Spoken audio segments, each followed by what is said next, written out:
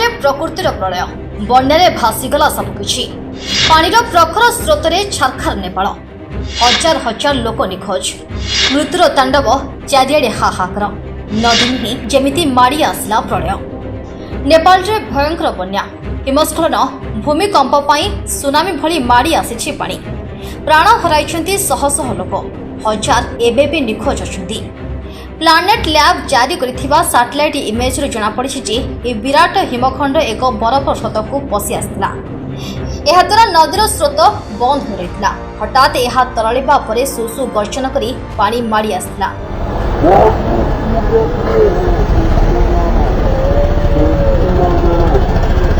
Nepal police update ଅନୁସାରେ ବନ୍ୟାରେ 162 ଜଣଙ୍କ ମୃତଦେହ ଉଦ୍ଧାର କରାଯାଇଛି।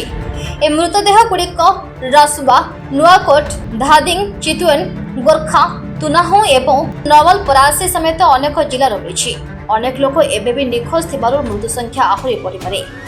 ବିଶେଷ କରି ରାସୁବା ଜିଲ୍ଲାର ତିମୁରେ ଓ ସ୍ୟାଫ୍ରୋବେସି ଅଞ୍ଚଳରେ ବନ୍ୟାର ପ୍ରଭାବ ଭୟଙ୍କର ରହିଛି।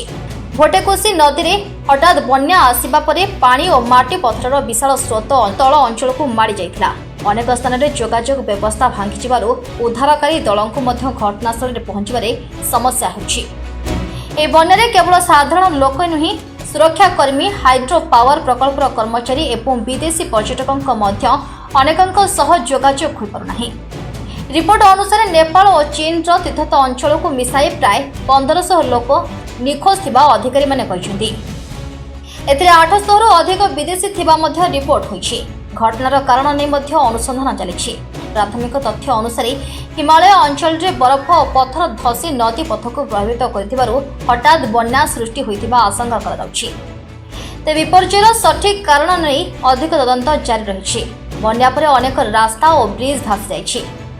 କିନ୍ତୁ ଖରାପ ପାଗ, ଭାଙ୍ଗି ଯାଇଥିବା ରାସ୍ତା ଏବଂ ଭୂସ୍ଖଳନର ଆଶଙ୍କା ଯୋଗୁଁ ଉଦ୍ଧାର କାର୍ଯ୍ୟ ଚ୍ୟାଲେଞ୍ଜିଂ ହୋଇଛି। ସବୁଠାରୁ ବଡ଼ ଚିନ୍ତାର କାରଣ ହେଉଛି ନିଖୋଜ ଲୋକଙ୍କ ସଂଖ୍ୟା। ପରିବାର ଲୋକମାନେ ନିଜ ସମ୍ପର୍କୀୟଙ୍କ ଖବର ପାଇବା ପାଇଁ ଅପେକ୍ଷା କରୁଛନ୍ତି। ବିଦେଶୀ ନାଗରିକ ଓ ଭାରତୀୟଙ୍କ ସମ୍ପର୍କରେ ମଧ୍ୟ ବିଭିନ୍ନ ରିପୋର୍ଟ ଆସୁଛି। ଭାରତୀୟ ନାଗରିକଙ୍କ ସ୍ଥିତି ଜାଣିବା ପାଇଁ ଭାରତୀୟ କର୍ତ୍ତୃପକ୍ଷ ମଧ୍ୟ ନେପାଳ ସହ ସମନ୍ୱୟ ରଖୁଛନ୍ତି। ଏହି ବିପର୍ଯ୍ୟୟ କେବଳ ନେପାଳ ପାଇଁ ନୁହେଁ, ନଦୀର ତଳମୁହାଣ ଅଞ୍ଚଳ ପାଇଁ ମଧ୍ୟ ଚିନ୍ତା ବଢ଼ାଇଛି। ନେପାଳର ଏବେ एकमात्र लक्ष्य निखोज लोकंकु शीघ्र खोजिबा, आहतंकु चिकित्सा देबा एवं बन्या प्रभावित परिवारंकु रिलीफ पहुंचाइबा। ब्यूरो रिपोर्ट, सत्यता न्यूज।